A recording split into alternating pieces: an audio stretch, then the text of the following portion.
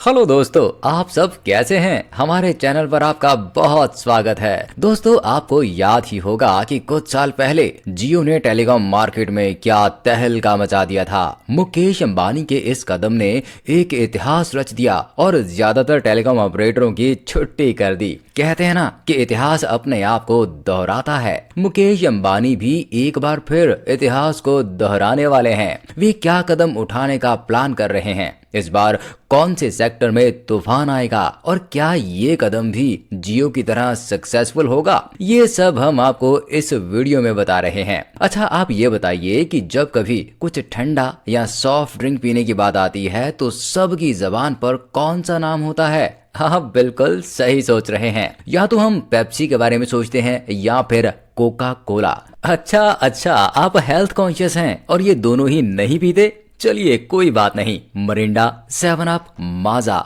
Limca, Sprite और ये भी नहीं तो रिम झिम तो जरूर पीते होंगे। हाँ, ये अलग बात है कि आपने कभी ध्यान ही नहीं दिया कि ये भी पेप्सिको या कोका कोला कंपनियों के ही प्रोडक्ट्स हैं, क्योंकि ज्यादातर सॉफ्ट ड्रिंक इन दो कंपनियों की छत के नीचे तैयार हो रही है। पर इस मार्केट में हमेशा से ही इन दोनों कंपनियों की दादागिरी रही हो, ऐसा भी नहीं था। 60s और 70s में घाटे और सख्त सरकारी नियमों की वजह से दूसरी बहुत सी कंपनियों के साथ पेप्सिको और कोका कोला ने भी भारत से अपना बिजनेस समेट लिया था। इस समय मुंबई की प्योर ड्रिंक्स नाम की कंपनी ही कोका कोला की मार्केटिंग, सेल्स और डिस्ट्रीब्यूशन संभालती थी। लेकिन जब कंपनी ही चली गई तो प्योर ड्रिंक्स का काम भी लगभग ठप हो गया। लेकिन सॉफ्ट ड्रिंक की मार्केट में आए इस खालीपन का फायदा उठाते हुए और अपने एम्प्लॉयज के फ्यूचर को ध्यान में रखकर इस कंपनी ने कैंपा कोला के नाम से एक सॉफ्ट ड्रिंक लॉन्च किया,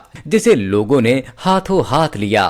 फिर तो जैसे इंडियन सॉफ्ट ड्रिंक की लाइन ही लग गई। Citra, 77, Gold Spot, Thums Up, Duke's, Bovonto, Bindu जैसे नाम लोगों की जुबान पर चढ़ गए। हालांकि इनमें से कुछ प्रोडक्ट्स पहले से ही मार्केट में थे, पर अब इनको एक नई पहचान मिलने लगी थी। और तो और इन ब्रांड का अलग अलग रीजन में डोमिनेशन भी हो गया था। जैसे कैंपा कोला नॉर्थ और बिंदु साउथ में अपनी अपनी जगह बना चुके थे। और फिर आया साल 1991, जो अपने साथ एक बदलाव लेकर आने वाला था। इस समय बहुत से इकोनॉमिक रिफॉर्म्स हो रहे थे। कोका कोला और पेप्सिको के लिए वापसी का एक सुनहरा मौका था। हालांकि उस समय इनको भारतीय सॉफ्ट ड्रिंक कंपनियों के तगड़े विरोध का सामना करना पड़ा। लेकिन पेप्सिको ने पंजाब एग्रो के साथ मिलकर लहर पेप्सी के नाम से खुद को जमा लिया और धीरे धीरे दूसरी कंपनियों और उनके ब्रांड को टेक ओवर करते गए।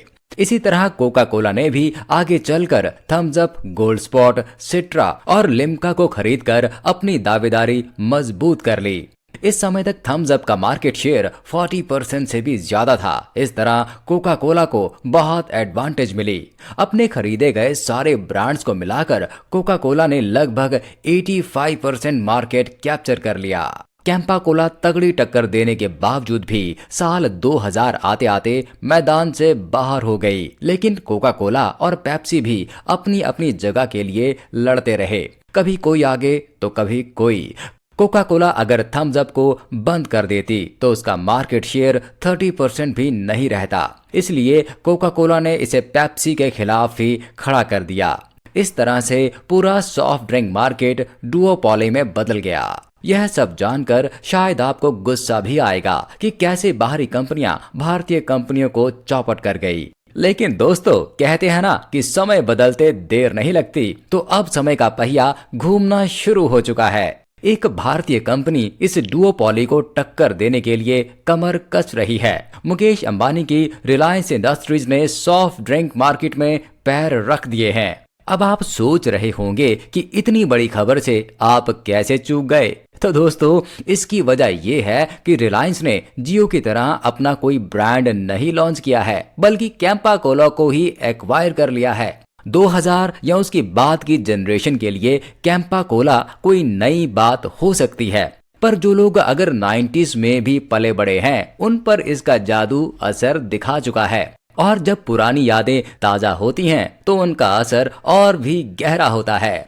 यही वजह है कि महज 22 करोड़ में हुई इस डील ने बहुत सुर्खियां बटोरी, क्योंकि कम से कम इस उम्र के लोग तो नॉस्टैल्जिया फील कर ही रहे थे, जिनकी मीडिया और मार्केट में अच्छी खासी तादाद है। उन्होंने इस खबर में गहरी रुचि दिखाई। आपने फोटोग्राफ नाम की फिल्म देखी होगी तो आपको याद होगा कि उसकी हीरोइन भी कैंपा कोला पीने की बात करती है। अगर आपने जियो वाले मोमेंट को ऑब्जर्व किया है तो ये अच्छी तरह समझते होंगे कि इसकी वजह से टेलीकॉम मार्केट में कितनी हलचल मच गई थी। हालांकि सॉफ्ट ड्रिंक एक अलग तरह का मार्केट है। टेलीकॉम सेक्टर में तो बहुत सी छोटी मछलियां थी, पर सॉफ्ट ड्रिंक की फील्ड में तो बड़ी शार्क ही हैं जिनसे रिलायंस को भिड़ना है। अब ये तो हो नहीं सकता कि मुकेश अंबानी जैसा बिजनेसमैन बिना सोचे समझे इतना बड़ा कदम उठा ले। तो आखिर उनकी क्या सोच है और इस फैसले के पीछे कौन सी स्ट्रेटजी है, जरा इस पर बात करते हैं।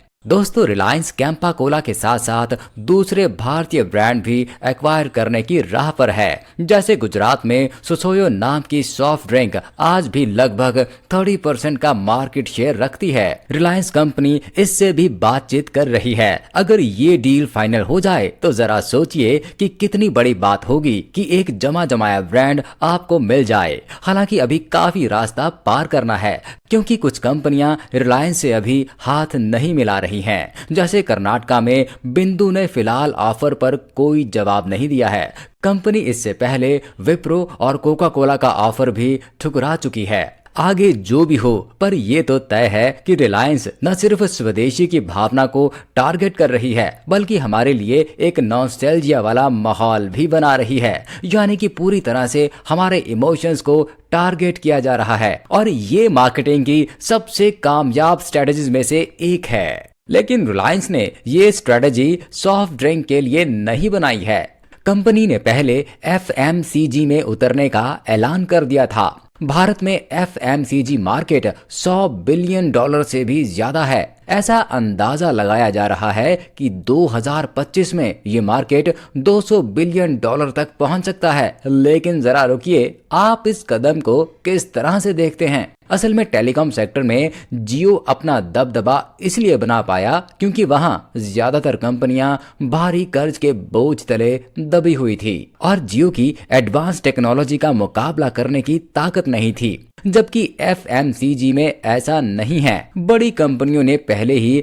निफ्टी 50 में जगह बनाई हुई है और उनको टक्कर दे पाना कोई बच्चों का खेल नहीं होगा। बड़ी कंपनियों ने पहले ही निफ्टी 50 में जगह बनाई हुई है और उनको टक्कर दे पाना कोई बच्चों का खेल नहीं होगा। जियो एक बहुत ही सस्ता प्लान ले आया था जिसे दे पाना बहुत सी कंपनियों के बस की बात नहीं थी। लेकिन FMCG में इसका हाल निरमा वाला भी हो सकता है। असल में निरमा ने कम कीमत वाला डिटर्जेंट मार्केट में उतारकर हुल जैसे दिग्गजों को टक्कर दी थी, पर जल्दी ही इन कंपनियों ने कम कीमत वाले प्रोडक्ट लॉन्च करके अपनी वापसी कर ली थी। बाबा रामदेव के आयुर्वेदिक प्रोडक्ट का सामना करने के लिए भी अब ज्यादातर कंपनियों ने अपने आयुर्वेदिक प्रोडक्ट मार्केट में उतार दिए हैं। इसलिए सिर्फ कीमतों में कटौती कर देने से ही जियो वाला जादू फिर चल जाएगा, ये काफी मुश्किल लगता है। ऊपर से ब्रांड्स के अपने लॉयल कस्टमर्स भी होते हैं।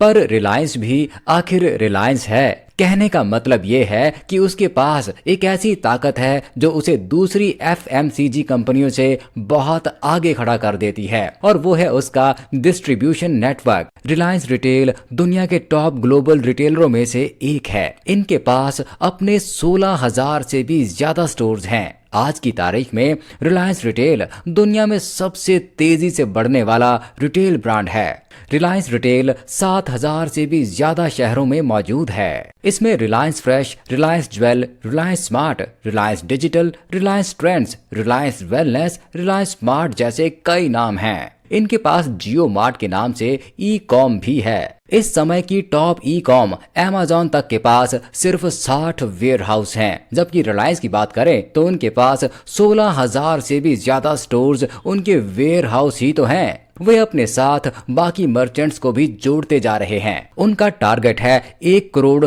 लोकल रिटेलरों से पार्टनरशिप करना। अब तक 20 लाख मर्चेंट्स को जोड़कर इसका 20% हिस्सा तो पूरा हो ही चुका है। हो सकता है आने वाले कल में जियो मार्ट अमेज़न से कम समय में ही डिलीवरी दे दे। अब जहां रिलायंस और जियो मार्ट लगातार तरक्की करते दिख रहे हैं, वहीं अमेज़न अभी तक अपने लॉस कम करने में ही लगी हुई है और भारतीय कानूनों को देखते हुए वो रिलायंस जैसी तेजी से खुद को आगे भी नहीं बढ़ा पाएगी। इस तरह से देखा जाए तो FMCG में आना एक तरह की वॉर ही है, जो रिलायंस सिर्फ पेप्सिको और कोका कोला के साथ ही नहीं बल्कि बड़ी FMCG कंपनियों के साथ लड़ने वाली है। कौन जीतेगा ये तो वक्त ही बताएगा, पर लड़ाई मनोरंजन से भरपूर होगी, इसकी पूरी गारंटी है। आप इस बारे में क्या सोचते हैं? कमेंट करके जरूर बताएं और ये भी बताएं कि आप और किस टॉपिक पर वीडियो चाहते हैं। इस वीडियो को लाइक, कमेंट और शेयर भी करें और हाँ, चैनल को सब्सक्राइब करना न भूलें।